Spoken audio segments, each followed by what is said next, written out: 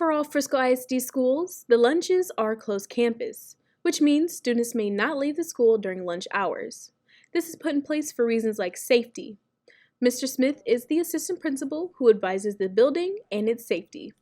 Off-campus lunch isn't provided because it's a liability for students to leave campus. We want to ensure the safety of all students throughout the entire day. And if students do leave campus, it's them going out to the real world essentially. And we don't want them to bring back any issues or have anything happen off campus where we may need to help, because we are responsible for students from the beginning of the school day to the end of the school day. With Heritage being closed campus, some students have resorted to making online food deliveries. Well, one of the hardest parts is these deliveries aren't just made like in front of a camera or right in the front office or anything like that. So we have no idea what people are dropping off this food. And we all know that their background checks aren't as as thorough as ours are. So it's a challenge to know who you're interacting with. While administration is concerned about safety, some students believe the risk is worth it because of the recent effects of free lunches. I think ever since we started the free and reduced lunches, a lot of people have been taking advantage of that opportunity, and so because of that, I think we have less food by D-lunch. I know a lot of my friends are complaining about that and how when they get to lunch, there's barely any options left, especially if you're like vegetarian and stuff like that. I think that's a huge issue.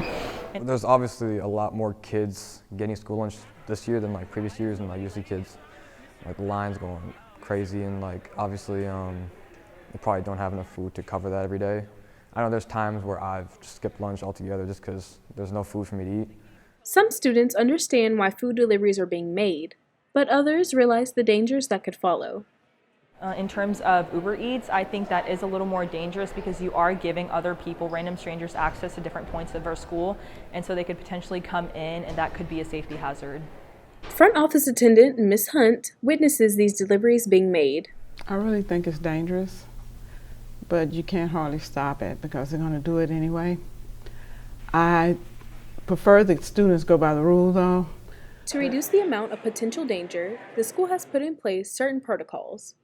Let them drop it on the table. A lot of students are walking out and going to meet the Uber driver or whoever. We do know that this is becoming a bigger and larger thing.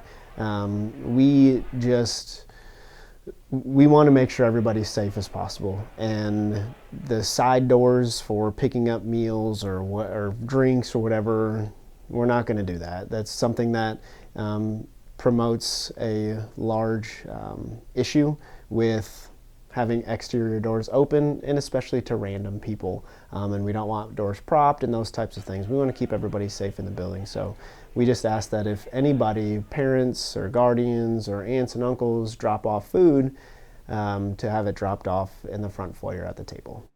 I'm Chasity Samples for Coyote Nation TV.